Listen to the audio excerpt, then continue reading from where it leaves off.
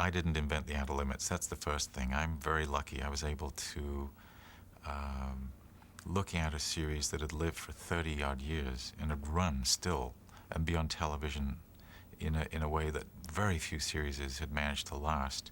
And I came at the process of looking at whether or not I could help to revive the outer limits by having a great deal of respect for the original creators, Leslie Stevens and Joe Stefano. I first produced On the Outer Limits, which was a show that was co-created by Leslie Stevens and I.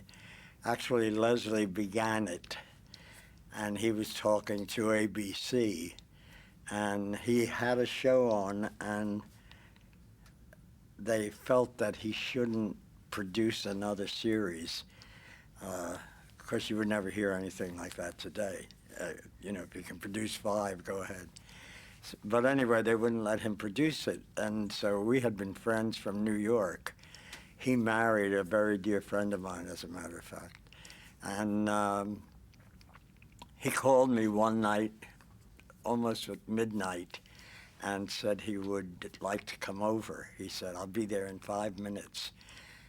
And we were getting ready for bed, I think. But anyway, he came over and told me that he had this show and that he had written a pilot script and that it was going to be filmed very soon, like the next week.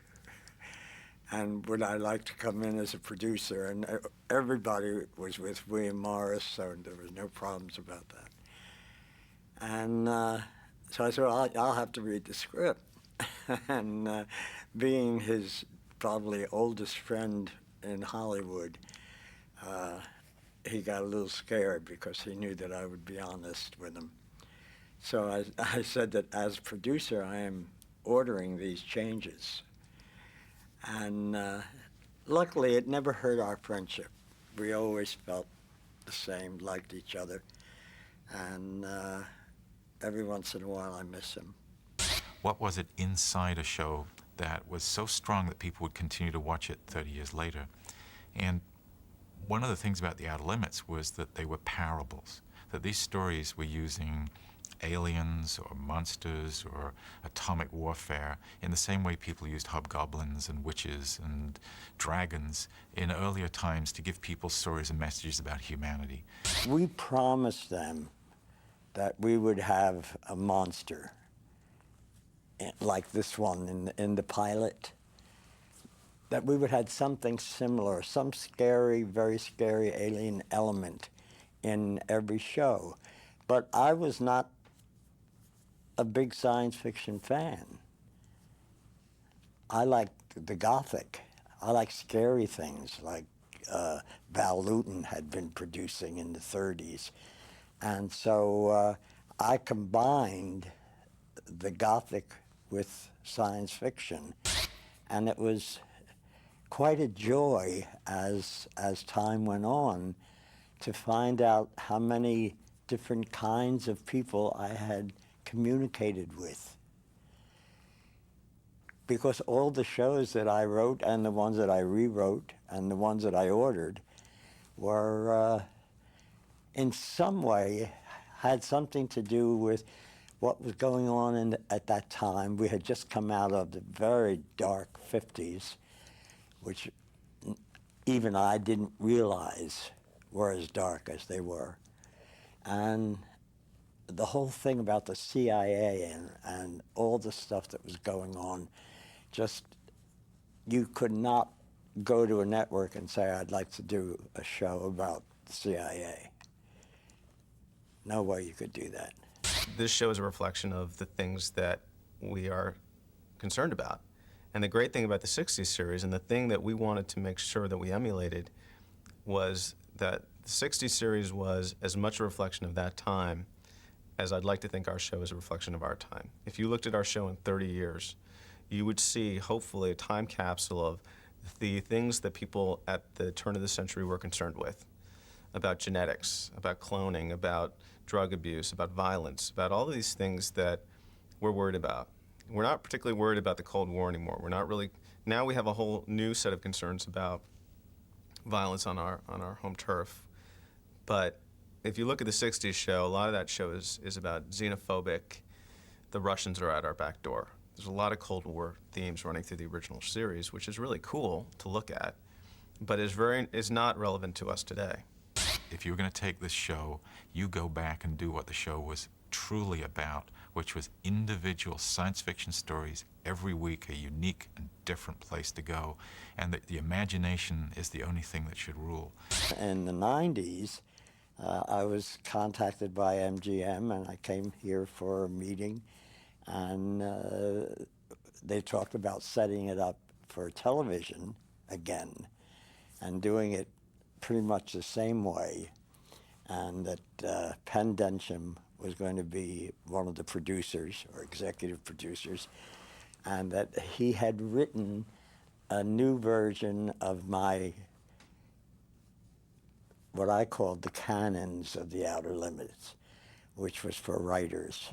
So I wrote 22 little story ideas so they could look at what a season would look like. And I presented that back, got a great deal of enthusiasm, scratched my head and said, okay, I guess I didn't do too badly. My partners and Mark were all involved in looking at what I was helping me create this. And we started to get the ball rolling. And it was a very exciting time. And one of the things that I wanted to do was also phone up Joe Stefano, who was around, but I'd never met, and just talk to him. And I found out that a lot of the philosophies that I'd come up with were very similar to the philosophies he'd evolved when he was creating the original series, and that we were not really that far apart. Although the time was 30 years, we were still the same people with the same spirit, the same desire to explore, and the same desire to puncture sacred cows. And it was a great emotional journey just to discover these things. Every new show has a Bible, and that's what they're called today. I was once criticized for calling them canons, but after that they became known as Bibles. And it's just the way you sell the show, as well as the pitch, the vocal pitch that you give. You must have the Bible. And I felt very good. I had seen one thing that Penn had done, that he had directed. And I just knew that he was right for the show. I didn't know the other gentlemen who were in his company, but it seemed to me that they were the right people. And I came on the show as a consultant, creative consultant, and they would send me scripts, and I would make notes, or just kind of generally approving, because I felt like these had had a lot of work put in them. We were very, very cognizant in making this series or reinventing it of our legacy, and of holding true to that, the idea of doing something that's scary and provocative and timely and relevant. We were very, very careful to select a very minimal number of stories that we felt had stood the test of time and really deserved to come back because they still made a really high impact for today's audience. And Feasibility Study was Joe Stefano's script, a personal piece he'd written himself, and one of those things that ends with such a profound feeling that people are willing to die for the sake of other human beings to live, which is a joyous and poignant and, in a way, very scary but very noble feeling. And so we were able to remake Joe's story, with Joe writing the script again and asking David McCallum, someone who'd been with the original series, to come back and join us. And my great pleasure was taking Joe up to the set and letting him see his words be captured on film, and being with him and just sharing the time of a man who had written Psycho for Hitchcock and who had a brain that was still as alive as anybody's, and spending time with a man who I really felt had pioneered a world-breaking science fiction show that we were then inheriting the benefits of.